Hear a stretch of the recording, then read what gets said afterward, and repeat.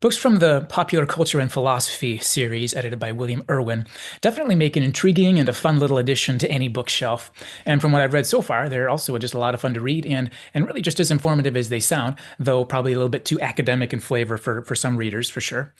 Last year, I really enjoyed going through the audiobook version of The Ultimate Harry Potter and Philosophy. I've also enjoyed reading some of the essays in Alien and Philosophy and some of the ones in Alice in Wonderland and Philosophy. When it comes to Star Wars, it seems like there are three main books that you'll find out there. First off, there's Star Wars and Philosophy, published in 2005. Then there's The Ultimate Star Wars and Philosophy, published in 2015. And that's the one you tend to see more if you just type in Star Wars and Philosophy and see what comes up. It's probably going to be that one. And then also, number three, there's this one that was published more recently in 2023 called Star Wars and Philosophy Strikes Back. So I thought I would pick up that first one from 2005 and give it a read, since I'm probably going to read all of them, and I thought it'd be fun to just start at the beginning. So I picked up that first one there. And I thought it'd be fun as I go to make some videos summarizing, reviewing, and chatting about some of the content in the books. And since each of the chapters, the way the pop culture and philosophy series works for each of the books, each chapter in a book is a whole essay written by its author. So I thought it'd be fun to make a short video reviewing and chatting about each essay. But beforehand, let's talk about the book as a whole. So what's in this book? So Star Wars and Philosophy from 2005, edited by Kevin Decker and Jason Eberl. It has four main sections or parts to it, and each part has four chapters. So there's a total of 16 chapters, as well as an introduction before any of those start. Part one, May the Force Be With You, discusses the philosophical messages in Star Wars. Part two deals with ethics in the Star Wars universe. Part three deals with issues relating to metaphysics, such as technology, consciousness, the Force, etc. And part four has the subtitle Truth, Faith, and a Galactic Society. The actual title of each of the parts doesn't really tell you a lot about what's actually being discussed, but the subtitles give you an idea of what's actually being talked about.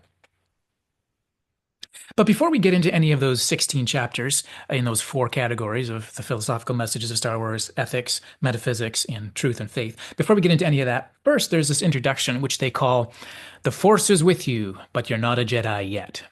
And sometimes an introduction really gives you an idea of what to expect in the book or what they want you to expect. So what I thought I'd do for the rest of this video is provide a brief summary of the introduction and talk about what I think it's telling us about what to expect and what they're kind of wanting us to expect for the rest of the book. The introduction starts off by talking about the idea of questioning and the categories of wonder and doubt, and the idea that questions often emerge from wonder or doubt, and that relates to philosophical inquiry as well as to the Star Wars universe. He says at location 183 in the Kindle version, philosophy begins with wonder but leads to thinking. The need to think things through, to change our mind and our environment, arises only because we get into sticky situations. And then he applies this to some Star Wars situations. Anakin having to fix machines, Obi-Wan or Qui-Gon having to choose whether to tell the truth and who to tell it to, etc.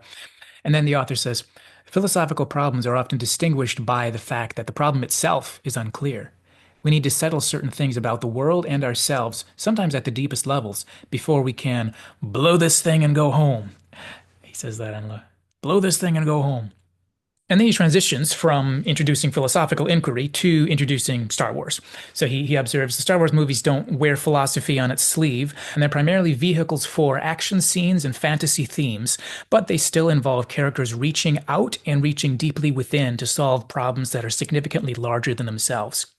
He points out that while the wars in Star Wars are definitely very important to the story, yet it's the struggle to understand and overcome deep problems of identity, truth, freedom, and the tragic side of life that defines the rise, fall, and rise again of the Skywalker family and the impact they have on allies and enemies alike. And then he says, essentially, the Star Wars movies tell a simple story of tragedy, courage, and redemption. I like that line. And then he says it's into that context that we can ask philosophical questions because they kind of fit in there in a natural way. And then he provides a bullet point list of various philosophical questions that can be applied to the context of this Star Wars universe and this Star Wars saga. Basically, this is a list of philosophical questions transposed into the Star Wars universe to whet your appetite for the kinds of things the book's going to be talking about.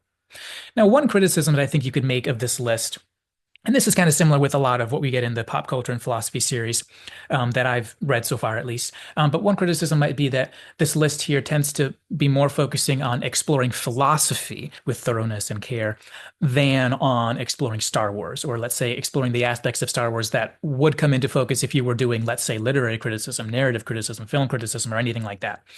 So, in other words, I guess kind of what I'm trying to say is it seems like sometimes the intersection between Star Wars and philosophy here is kind of a bit forced. So consider, for example, the second bullet point in the list there, which says, is Yoda a Jedi Master so great that a greater one can't be conceived of? Anselm?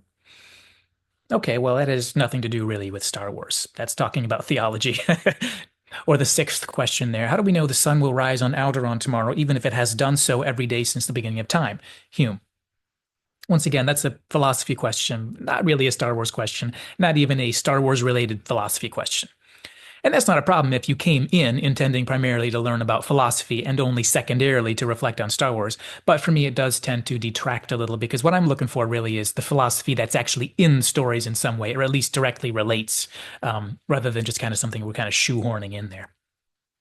Now, by way of contrast, that's something that I didn't feel when I read through this or listened to, because I use the audiobook, when I read through The Psychology of Harry Potter by Neil Mulholland, which for whatever reason, that book felt like it was actually discussing Hogwarts and the universe of Harry Potter.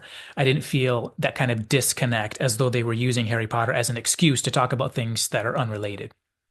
I think the most annoying instance of this kind of thing was when I started reading through the Alice in Wonderland and philosophy book, which I actually never ended up finishing, partly because I kind of felt like a lot of the articles, or some of them at least, weren't showing a lot of recognition of the beauty and the meaningfulness and the ideas in the actual book they were discussing. It almost felt like they were trying to rush past all this meaningless nonsense in this nonsense book, trying to rush past it so they could discuss the stuff they really wanted to talk about, which was completely unrelated points of philosophy. But anyway, so I don't feel that way about the other books in the series that I've read so far, which tend to show a lot more respect for the universe and for the source material they're discussing. But I do tend to get the sense in most of what I've read that sometimes the philosophy does overshadow the fiction being discussed to some extent, which makes sense considering the fact that the authors are philosophers, not literature professors or film critics or something like that. And when you consider that fact, and also when you consider just the sheer number of different authors who are not only actual philosophers, but also had to be sufficiently familiar with, in this case, Star Wars, well, considering that, the fact that any of these books even exist is kind of a mind-blowing feat. Anyway, so going on through the introduction, at Kindle location 207, we get basically a statement of agenda for the book. And that's something whenever I read an introduction or even the early pages of a book, this is something I'm kind of listening for. The author says, here you'll encounter thoughtful and lively discussion of these questions, but not hard and fast answers to them. Don't blame us. Some of these questions have gone unanswered for over 2,000 years. And then at that point, the author begins to summarize and preview how the various chapters in the book are going to address the various kinds of questions that he listed. So I guess you could say that the goal of Star Wars and philosophy is to introduce you to concepts and categories of philosophical inquiry, and to use the fictional world of Star Wars to make these concepts more fun and easier to digest. And all of this is aiming not primarily for the goal of persuading the reader to some particular philosophical viewpoint or viewpoints, but instead primarily is aiming to educate, to expose the reader to a variety of ideas, and to help the reader learn how to think about those ideas a little bit more like a philosopher, which happens to also be a little bit like the general academic ideal, the ideal of sharing information with an attempt at objectivity and with a minimum of partisanship and with at least an effort toward even-handedness and respect and things like that. So the author finishes the introduction with another statement of the agenda slash goal slash purpose for the book. It says, this book came together with Socrates' thought that wisdom, for humans as well as for our 5 droids, begins when we discover our own bad motivators. The preceding questions and the issues they raise are deep and challenging, but thinking about them can be rewarding and even fun to those whose thinking is slightly more precise than a stormtrooper's aim. Consider this book a Kessel Run for your brain and enjoy. You get bragging rights if you read the whole book in less than 5 parsecs.